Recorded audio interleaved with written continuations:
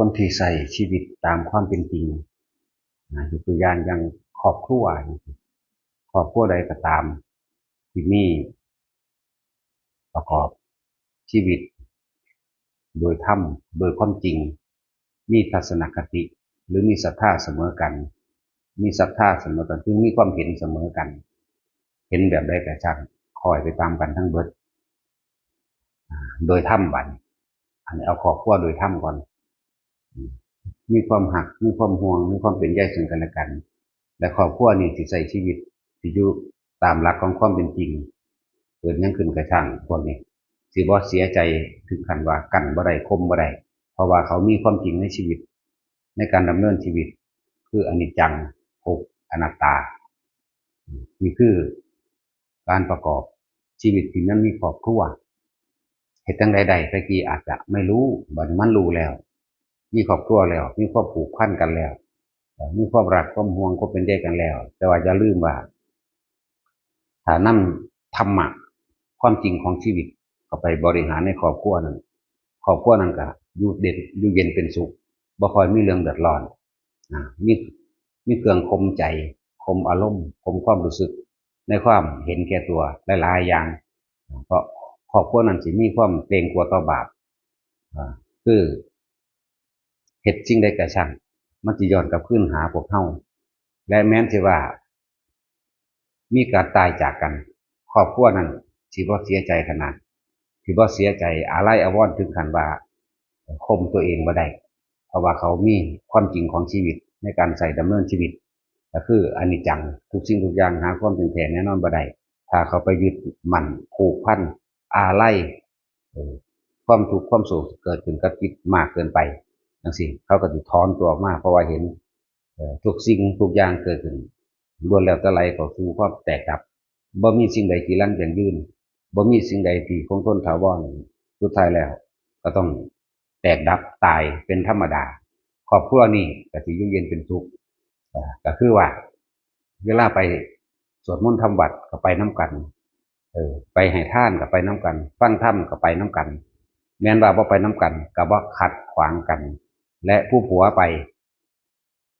มาบอกให้เมียฟังผู้เมียไปมาบอกให้ผัวฟังและครอบครัวนี้ซึมซาบสู่ลูกเต่าและหลานของเจ้าของเองนั่นแหละ เขาก็รู้ว่าเขาก็เข้าใจว่าทุกคนบ่จากกันเป็นก็ต้องจากกันตายนี่คือสัจธรรมเขาก็เลยมีเครื่องอยู่ของเขาเองอยู่ด้วยว่าอยู่ด้วยอนิจจังอยู่ด้วยอนัตตาถูกจึงบ่ได้บีบให้เขาเฮ็ดไปในต่างๆนานาในทางที่ผิดทำลายผู้อื่นและทำลายตนเองเนี่ยทำลายผู้อื่นก็ช่างคือการทำลายตัวเองนี่คือครอบครัวที่มีศรัทธาเสมอกันความรักความห่วงใยความอะไรอย่างต่างๆมีเหมือนกันแต่ว่ามีหม่องว่างใจ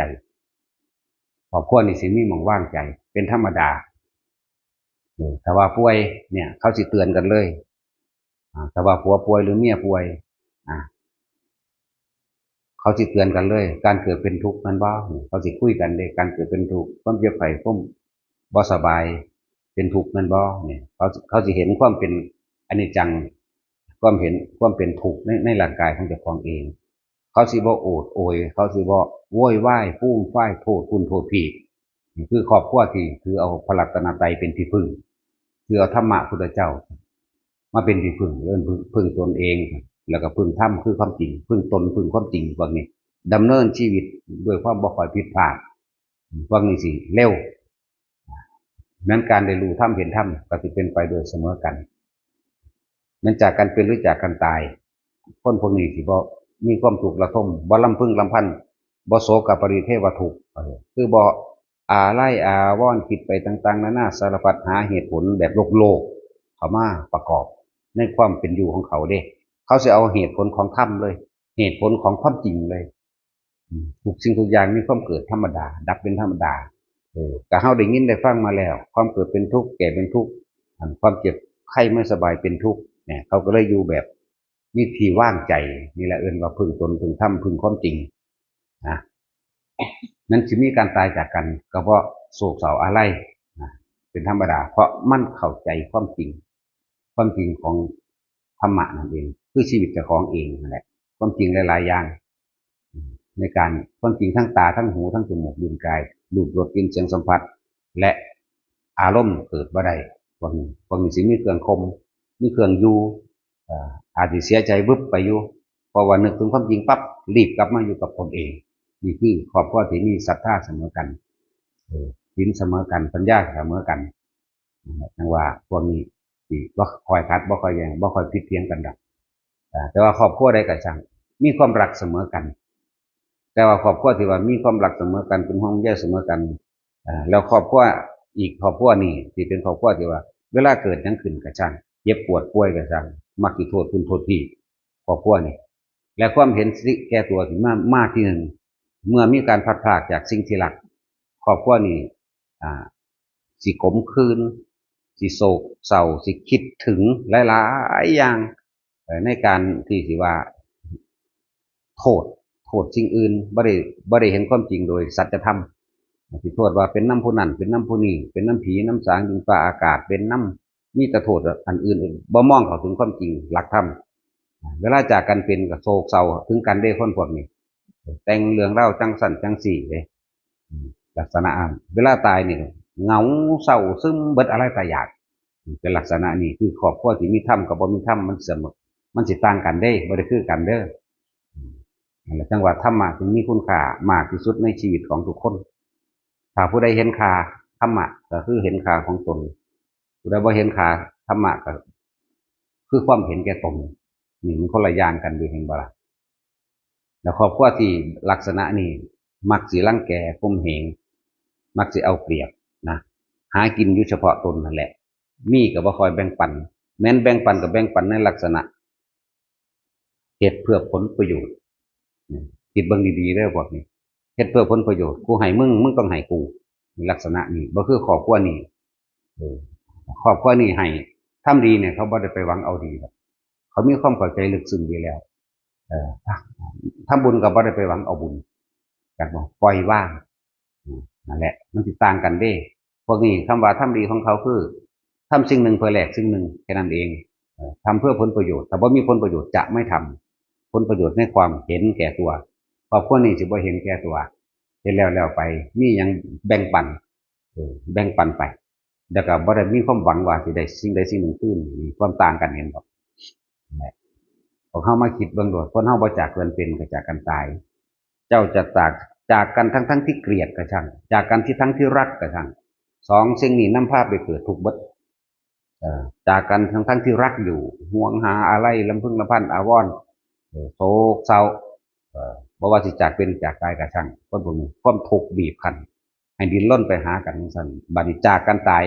มันคือโลกนี่เบิดความหมายเด้พวกจากกันตายบัดนี้ซึมไปนี่พวกนี้จากเป็นจากอะไรช่างเขาจะเข้าใจเขามีที่ว่างใจของเขาเป็นธรรมดาการพบคือการเริ่มจากการเกิดคือการเริ่มตายความเกิดมาสิบ่ป่วยบ่ปวดบ่มีเนี่ยเขาสิเข้าใจพวกนี้บ่ได้พวกนี้แลนดิ้นสมว่าป่วยดิ้นรนหาหม่องรักษาหม่องใดบ่ดีก็จมด่าเขาอยากเศร้าเดี๋ยวนี้เขาเลยเกิดกลายเป็นอารมณ์ร้อนกว่ากันพวกเขาเพิ่งสังวรไว้แต่ละคนนั่นน่ะจากกันทั้งที่รักก็ช่างเป็นทุกข์คือเก่าเพราะว่ายังไม่เห็นความจริงสัจธรรมอนิจจังอนัตตาจากกันทั้งที่เกลียดก็เป็นทุกข์คือเก่าล้วนแล้วแต่เป็นเหตุปัจจัยให้เกิดคือเก่าแต่พวกเนี้ยแม้จากกันทั้งที่รักแต่ว่ามีความว่างไว้จากบ่ละบ่โศกบ่เศร้าอะไรถึงขนาดคือครอบครัวนี่จังว่าหลายๆคนที่ว่าถ้าศรัทธาหรือทัศนคติความเห็นไม่เสมอกันผัวมาวัดเมียบ่มาเมียว่าถ้ามันอยู่ยากเลิกเลยเฮ็ดได้มันก็ตายคือเก่าอย่าไปสะอ่อนพวกเจ้าสิไปอะไรอาวรณ์อีหยังการที่จะไปอธิบาย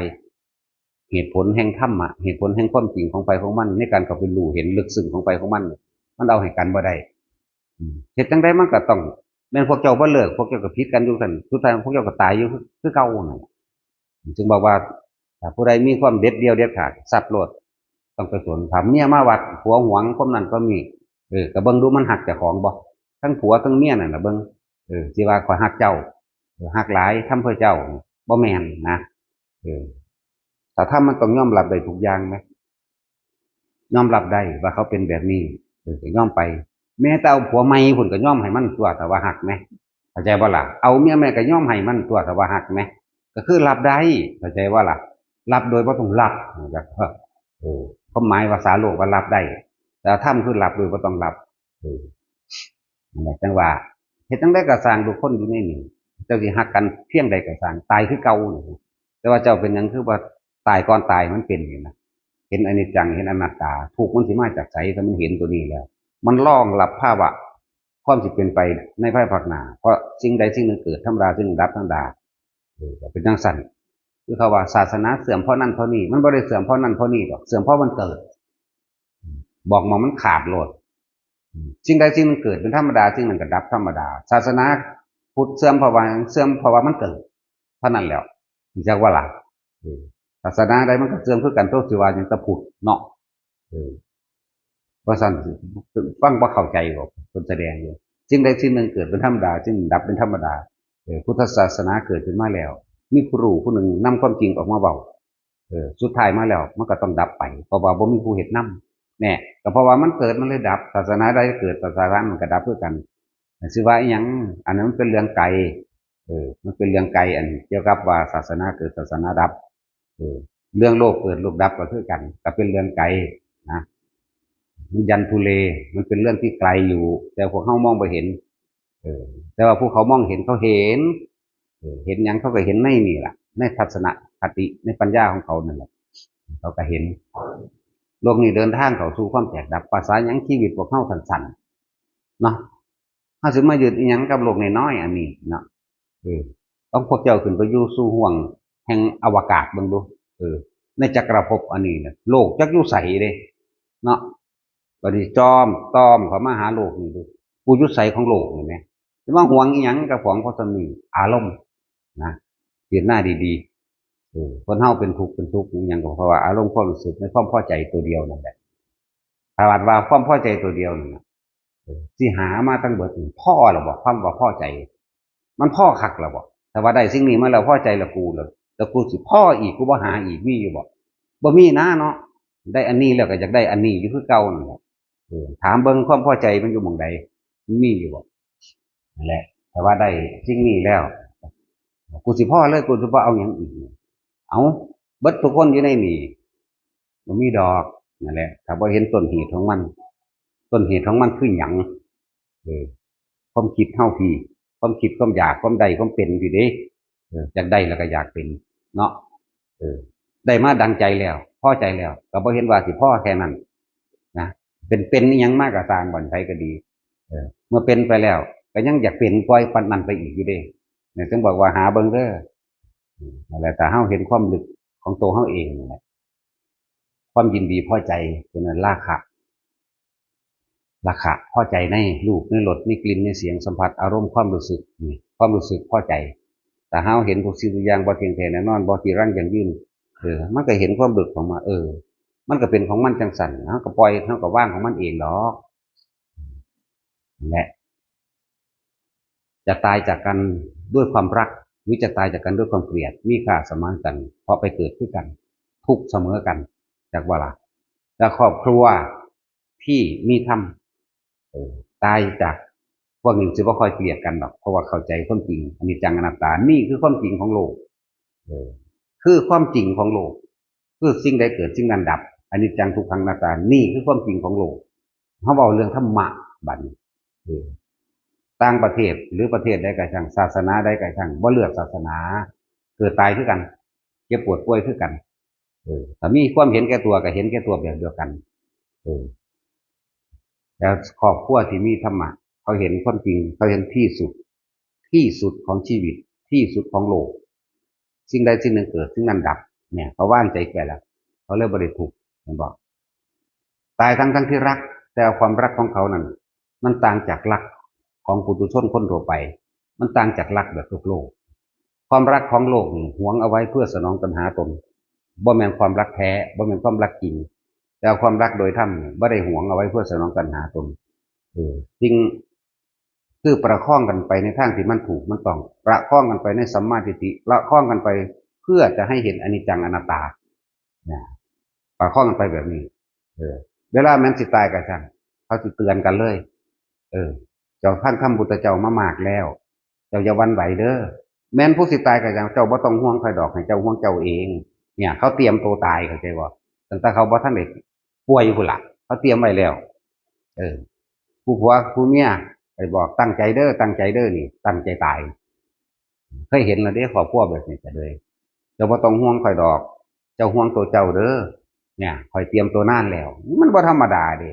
นั่นแหละเขากลับเข้ามาอยู่กับลมหายใจของเขาจนสิ้นใจสุดท้ายมันแปลกอยู่ได้เนี่ยก็พวกน้ำหนองน้ำหูน้ำตาขี้มูกไหลออกเป็นน้ำเหลืองบ่มีคนพวกนี้ผิวพรรณผ่องใสตายลักษณะอมยิ้มพร้อมเด้มันแปลกเลยผู้ผัวก็อมยิ้มผู้เมียผู้ตายก็อมยิ้มคือกันมันแปลกบ่ล่ะนี่ผู้ยั่งนี่ก็ยิ้มคือว่าคือมันสบายใจเพราะว่ายังสบายใจเพราะว่าเพิ่นไปดีแล้วมีตั้งหากนี่มันต่างกันเด้อนั่นแหละจึงบอกว่าแต่ละคนยังกระช่างบ่มีสิ่งใดใดดังใจในโลกอันนี้เด้อแต่พวกเจ้าเห็นความลึกเข้าไปในความเป็นอนิจจังในความเป็นอนัตตาของทุกที่สรรพสัตว์ทั้งหลายไหลเข้ามาหาสู่ตัวเองทุกคนเกิดมาตายทั้งหมดเลยที่พวกว่าตายเวียนไปเวียนมาอยู่หันนั่นน่ะหมายถึงว่าบ่ตายจากกิเลสบ่ตายจากความเห็นบ่ตายจากความคิดบ่ตายจากความเห็นแก่ตัวมันก็เวียนว่ายไปเกิดตายแล้วลงอาจจะไปรับบทหนักสิ่งที่ตัวเองทำไว้ในมหาเวทีแล้วก็ไหลขึ้นมาสู่ทางเดรัจฉานจากเดรัจฉานลงไปนรกอีกเนี่ยมันเป็นทั้งสี่เลยนั่นแหละก็ถ้าหากกันนะขอให้หักกันโดยธรรมมีความปรารถนาหวังดีซึ่งกันและกันเพียงคำว่ารักโดยความเห็นแก่ตัวคำว่ารักของคนทั้งโลกที่ว่าเข้าใจในธรรมะเนี่ยคือยึดเขาเอาไว้เพื่อสนองตัณหาแห่งตนบริคือธรรมะของพระพุทธเจ้าเลยบริยึดไผ่บริบังคับไผ่เจ้าต้องไหลเข้าไปสู่การเห็นถ้าผู้หนึ่งเพียงพร่ำผู้หนึ่งกระตักเตือนมีต่างหากเอื่นว่าความรักความห่วงตัวนี้เรียกเป็นเมตตาเนี่ยเมตตากรุณามุทิตาและสิ่งสุดท้ายที่พระเจ้ามีภายในคืออุเบกขามันเกินลั่งเลยนะป่วยกับพากันไปหาหมออยู่ได้ล่ะเอาครอบครัวธรรมะป่วยพากันไปหาหมออยู่นั่นนี่คอยคือสิบ่เศร้าแล้วล่ะตาเอ้ยย่ายเอ้ยก็คุยกันว่าว่าเป็นยังดอกมันสุดกำลังแล้วเขาเตรียมตัวพ่อให้แล้วเนี่ยเขาก็กลับมาอยู่บ้านเขามาเบิ่งดูแลกันไปนะดูแลไปตายนั่น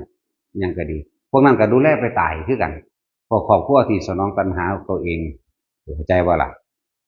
ดูแลไปตายแต่ว่าในความตายนี่พวกนี้โศกเศร้าอะไรเด้ตายด้วยรักแต่ว่าล่ะโอ้ยลำพึงลำพันนั่งซึมนั่งห้องนั่งไห้เฮ็ดยังคือโลกไร้ความหมายแม้นลูกเต่าล้อหลานหรือผู้อื่นลุงป่าเอาเบิดความหมายหรือว่าคนที่เจ้าของหักแพงไว้สนองตัณหาตนเองตายเนี่ยโอ้ยโศกลำพึงเห็นยังกระซังเป็นนั่งอยู่เถียงหน้าเคยอยู่น้ำกันกระไห้ห้องขึ้นภาพนึกคิดจินตนาการเกิดขึ้นมากมายธรรมดาย่างไปน้ำทางกันเคยไปฟังหมอลำน้ำกันเคยไปนั่นไปนี่น้ำกันให้ไปน้ำถนนหนทางเลยตายตอนนั้นมันก็ไปนรกเลยได้อันพวกจังสีเข้าใจว่าล่ะบ่คือครอบครัวที่มันมีธรรมะเด้เตือนกันเด้เจ้าเตรียมตัวดีแล้วบ่เด้เจ้าบ่ต้องห่วงไผเด้อหรอกผู้สิตายก็บอกเจ้าห่วงเจ้าเด้อเจ้ายังมีชีวิตอยู่จะผิดจะพลาดเด้อปล่อยถึงวาระแล้วนี่มันต่างกันเด้จังซั่นแหละเขาจึงบ่มีทุกข์อหยังมากมีแต่ทุกข์กายเท่านั้นแหละนี่แหละที่ว่ามันเป็นหยังคือความต่างมันบอกว่าถ้าศรัทธาหรือทัศนคติความเห็นบ่เสมอกันมันผิดมันแย้งมันขัดกันมันสิมาทำลายส่วนรวมมันสิมาทำลายบุคคลที่มีคุณค่าคนที่นำธรรมะของพระพุทธเจ้าคือออกมาแสดงนั่นผู้เห็นธรรมถึงธรรมแล้วออกมาแสดงผู้นั้นที่มีคุณค่าแต่ว่าคนเห็นแก่ตัวมันขาหอดพระอรหันต์ก็ได้เด้ธรรมดาเด้และให้เห็นค่าตัวนี้ซะบ่มีผู้ใดมาเสียสละเพื่อโลกได้คือนั่นเด้พวกเขาบ่ได้เป็นเสียสละเด้ครอบครัวจังซั่นคนพวกนั้นบ่ได้เสียสละดอกกูฆ่าพระก็ได้กูเผาวัดก็ได้กูฆ่าคนทั้งเบิดก็ได้เพื่อสนองตัณหากูเฮ็ดได้ทั้งนั้นนี่แหละมันต่างกันพวกนี้สละตัวเองได้เพื่อผู้อื่นเด้และยิ่งสละความเห็นแก่ตัวจากบ่เห็นแก่ตัวได้มากเท่าไหร่ความสบายความสงบความสันติย่อมเกิดขึ้นกับคนผู้นั้นพวกนี้ยิ่งได้ดังใจยิ่งเห็นแก่ตัวมากเท่าไหร่ทุกข์ยิ่งท่วมท้นมากเท่านั้นนี่มันต่างกันเด้อจึงบอกว่าความสุขกับความทุกข์บ่ได้เกี่ยวกับฐานะ เกี่ยวกับวางการว่างใจนั่นคนทุกคนยากคนอีสานบ้านเฮานั่นน่ะแต่ละคนอย่าไปน้อยใจพวกเจ้าถือว่าเป็นบุญวาสนาอย่างไงเด้อที่ได้เกิดในภาคอีสานจักว่าล่ะมีแตะแลงอริยะเจ้าเลยหลายเด้จักว่าล่ะไปทางใดมาแตาไสไม่ใหญ่พอใหญ่อะลุงป้าอากินข้าวเด้อเนี่ยพวกเจ้าไปเบิ่งทางภาคกลางดูเปิดประตูใส่กันมีแต่สิจ้องมึงหลักของกูบ่มึงเบิ่งเมียกูบ่วะมึงเบิ่งผัวกูบ่วะมึงจะเอาหยังกูบ่วะเอิ้นกันกินข้าวอยู่บ่ต่อหน้ากันนี่มันสิมีอยู่บ่จังซั่นแหละมันต่างกันเด้ของเฮายังมีพื้นฐานมาแต่ไสน้อเด้เซาเมื่อยกินน้ำก่อนยังมีเด้นั่นบ่ล่ะไปเบิ่งโลดภาคอื่นๆคือเฮานี่แต่ถึงบอกว่าอย่าน้อยใจเกิดในทะเลแห่งบุญบ่แห้งแล้วรีบค้นคว้าเอาปัญญาเอาสติเอาหาตัวเองฟังทำให้บ่อยฟังทำให้มากมันจะเห็นดอกเห็นความจริงอริยสัจสี่อริยสัจสี่แล้วก็จะไปเห็นเหตุและปัจจัยทั้งหลายแห่งความเกิดและความดับแน่หลวงก็ถอนตัวเองออกได้คือว่าพวกกับเมียมานำกันหักกันอยู่นั่นเรื่องโลกเรื่องธรรมโลกก็ว่าซ้ำธรรมก็ว่าเสียเรื่องกามเพราะเขายังตัดถึงจุดนั้นบ่ได้แต่ว่าเขาก็มีที่รองรับใจของเขาเด้พวกกับเมียมานำกันมันมีดอกอารมณ์แห่งกามเรื่องทางเพศก็เข้าใจกันเขาบ่นอกใจกันนี่บ่มานำกันแต่ว่าเวลาสิเจ็บปวดป่วยหรือว่าสิตายจากกันเขาก็เตือนกันเด้นี่เป็นธรรมดาแต่ว่าเรื่องของพวกครอบครัวที่บ่มีธรรมะนะยานแต่ผู้ถ้าเมียมานั่นน่ะขี้ร้ายคือเหียดนี่แหละเนาะหวงว่าสันฟ้าตัวควรมีค่ายิ่งกว่าโลกอันนั้นจังซี่เด้ดำชีมีหนาเลยเอาตอดอยู่มาหวงเมียสิขาพระก็ได้เด้ว่าธรรมดาเด้โอ้ยสารพัดแต่เขาสิใส่ไหลว่าใส่ของมั่งพัดหามากินต้มขืดมั่งมากันนั่นอันนี้มั่งแล้วเบื้องหน้าเลยเอาตอดอยู่คือกันกับขั้นพวกภูเขาเป็นลูกเรือนธรรมดาว่ะเอาเบิ่งมานี่ผู้ใดกับเฮ้ยนั่นแหละนั่นสิต่างกันครอบครัวนี่มานำกันเห็นน้ำกันครอบครัวนี่บ่มานำกันบ่เห็นน้ำกันผู้หนึ่งสิใส่ลายป้ายสีตลอดทำลายถ้าบ่มีพระอันนี้เมียกูสิบ่เป็นจังซี่เข้าใจบ่กูฆ่าได้เด้มันธรรมดาเด้ฆ่าเพราะว่าสิเอาอันแหลกเอาตอดนี่แหละก็จักสันอีหลีเด้แต่เฮาเบิ่งมาหวงแต่เฮาเห็นนะโอ้ยมึงก็เบิ่งเมียมึงแหน่ปานว่าขี้คันคากเป็นขี้เหือนทั้งหน้าก็แหล่ๆทั้งเปื่อยๆยำๆอยู่นั่นแหละมันเป็นตะเลโตนว่าซั่นเนาะนี่คือความจริงที่เฮาก็เห็นอยู่เรื่องสั้นแล้วมันจึงต่างกันแต่ว่าถ้าศรัทธาบ่เสมอกันความเห็นทัศนคติบ่เสมอกันเลิกเลยอย่าไปสะออนอย่าไปตกอยู่ใต้อำนาจกามนั้นนี่แหละจึงบอกเพราะว่าผู้หญิงยากหลายปลาแมงโลดเพราะว่าผู้ชายมึงคือยากแต่มึงว่ามึงหักกูสิปลาแมงเลยเฮาบ่ได้สะออนเด้พระบอกจังซี่บ่ผิดเด้สิบอกให้แต่ว่าถ้าพระบอกว่าสักช่วงเอาตระกูลนั่นมาเอาตระกูลนี้ผิดเข้าใจว่าล่ะพวกนั้นลูกดีๆพ่อแม่เขาดีๆเด้อจังซั่นจังซี่เด้อเพิ่นจะให้เขาเอากันนอนผิดเบิ่งเลิกเบิ่งงามแนวดีให้แต่งงานผิดบอกป้าแม่มึงโลดบ่ผิดจักว่าล่ะเฮาบอกไปนิพพานได้บ่เอาพอ